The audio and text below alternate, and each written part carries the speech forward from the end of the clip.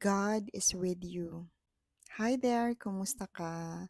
Alam mo, kahit gaano pa kalakas ang bagyo na kinakaharap natin ngayon, I'd like to encourage you, kasama pa rin natin ang Diyos.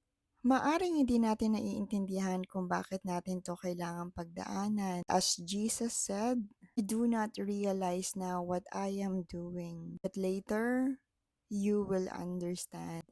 Trust God that even when we can't see it happening, God is working things out for our good. The storm may seem overwhelming, nakakapanghina talaga siya na hindi natin alam kung paano tayo magsisimula ulit. But please believe that God's love is always greater and His help is on the way. Nobody knows how much you cried, but God